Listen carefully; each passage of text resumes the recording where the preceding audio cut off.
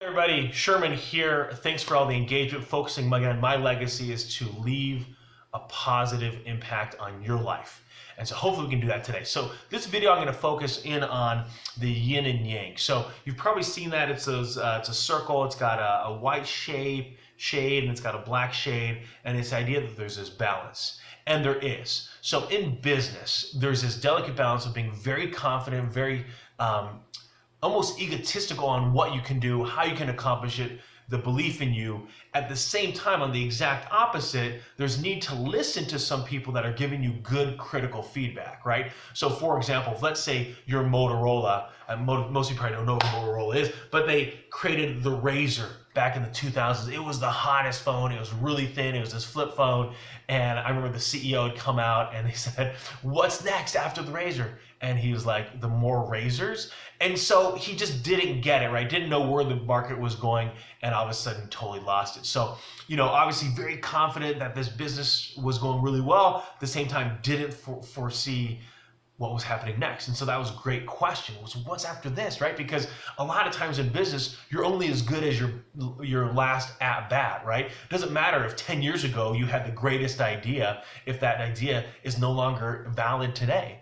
And so there's this delicate balance, right? And when we talk about work-life balance, right? There's that yin and yang. There's that need to be able to devote a lot of time to work, to be able to get things off the ground, to really get things moving. At the same time, if you have a personal life, you don't want to neglect all those strong relationships, because a lot of times you're working and hustling and creating an empire or a little business to be able to give that maybe to your family from a benefit standpoint, and you don't want to just be giving gifts, right? There's not a lot of value in just giving stuff.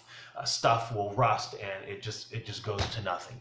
So at the same time, there's this yin and yang. There's this need to be able to devote a lot of time to your craft. At the same time, there's a need to be able to focus on you and your personal development, right? You don't want to all of a sudden be super successful, but 180 pounds overweight, or you don't want to be really successful and your arteries are all clogged up because you only eat nothing but fat stuff, and next thing you know, you're going to be in very poor health, and that's going to ruin a lot of life.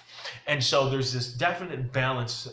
I call it the yin and yang approach. Maybe that's just because I'm Asian. Don't know. That's just how it is. At the same time, when I think about like producing content, I want it to be raw, unedited. At some point, though, I'm sure I'll need to be able to soften some of my approach and make it a little more attractive than just me here just rambling at the early hours of the morning. But I want to be able to give something to you that's of value. So hopefully the content's more important to you than the presentation of how it's coming across. And so yin and yang, everybody, you got to find your own balance on what that means to you, and wish you all the best. Have a fantastic day.